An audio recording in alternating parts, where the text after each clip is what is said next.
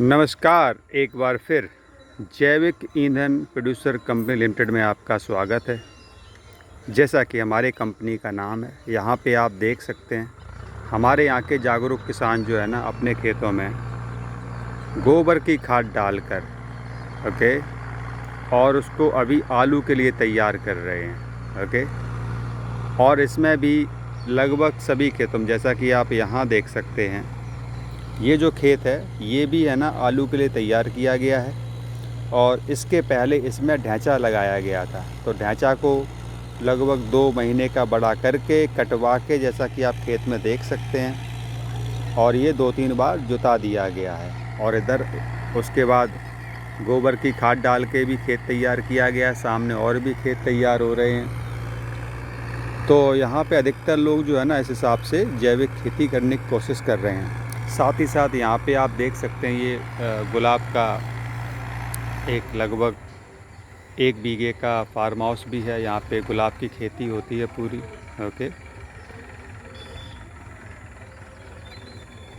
साथ में देखो मॉडल फार्मिंग की तरह यहाँ पे जो है ना मूंगफली भी की जाती है। और इस हिसाब से यहाँ पे चारों तरफ जो है ना किसान जितना भी हो सकता है ऑर्गेनिक अपनाने की कोशिश कर रहे हैं। और जैसा कि आप हमारे हर वीडियो में देखते हैं, हमारी कोशिश केवल जैविक की तरफ ही ज़्यादा हो रखी है। यहाँ पे भी अगर हम आपको दिखाएं छोटा सा एक और मॉडल,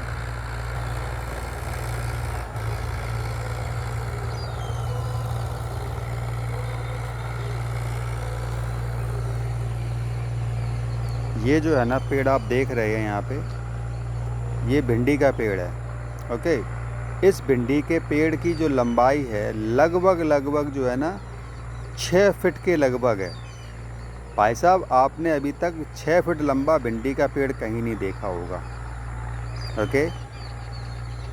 तो ये सब जितनी भी यहाँ पे हम जो देखे साग सब्जी है ना, जो भी हमने कर रखी यहाँ पे, ये सभी ऑर्गेनिक तरीके से होती हैं। और हम आपकी आज बात कराएंगे अपने ऑर्गेनिक खेती करने वाले एक्सपर्ट से। तो वो आपको ऑर्गेनिक खेती के बारे में और बताएंगे कि ये ऑर्गेनिक खेती क्यों ज़रूरी है। यहाँ तक कि आप देख सकते हैं सामने एक किसान चला आ रहा है, वो भी अपने खेतों में ना घर का गोबर वोबर लेके सीधा डाल देते हैं आके खेतों में ही। तो यहाँ पे इस तरह से ऑर्गेनिक खेती होती है। तो आपकी हम बात कराते हैं अनुपम राजपूत जी से, जो कि हमारे जैविक ईंधन प्रोड्यूसर कंपनी लिमिटेड के HR मैनेजर भी हैं, और साथ में ये जो है ना ऑर्गेनिक खेती पे पूरा ध्यान देते हैं। अनुपम जी नमस्कार। सबसे पहले आपका स्वागत है आपकी खुद की कंपनी जैविक ईंधन प्रोड्यूसर कंपनी लिमिटेड में। और जैसा कि हमने समझा है, देखा है, पिछले 3 सालों से आप ऑर्गेनिक खेती कर रहे हैं। तो कृपया हमारे दर्शकों को बताइए कि आप जैविक खेती ही क्यों आ गए, जबकि आपका एक्सपीरियंस विदेश में काफ़ी अच्छा रहा। और जैसे ही आप आए आपने जैविक पे ही पूरा ध्यान दे दिया, फोकस कर लिया, लोगों को जागरूक करना शुरू कर दिया। तो इसके पीछे क्या रीज़न है, आप क्यों इस तरह के काम कर रहे हैं?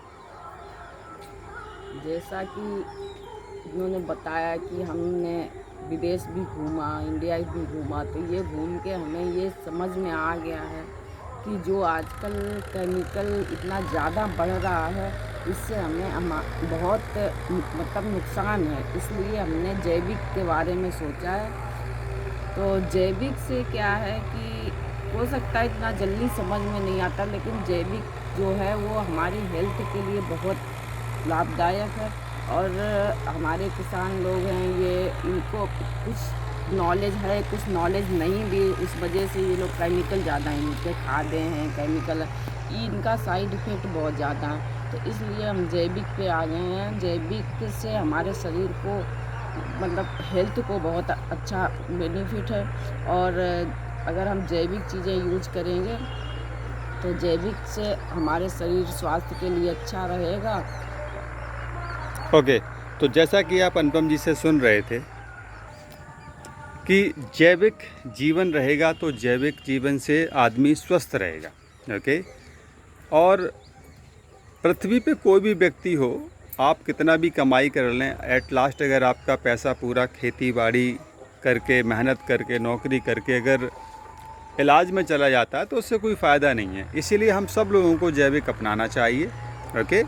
और सबसे बड़ी बात जो हम करते थे, हम तो पहली बार गोबर की खाद यूज़ करते हैं। उसके अलावा हमारी खुद के 3 जगह फार्म हाउस हैं जहाँ पे हम केंचुए की खाद बनाते हैं। तो अगर कोई व्यक्ति चाहे कि वो केंचुए के खाद बनाने का बिजनेस शुरू करना चाहता है तो वो भी कर सकता है।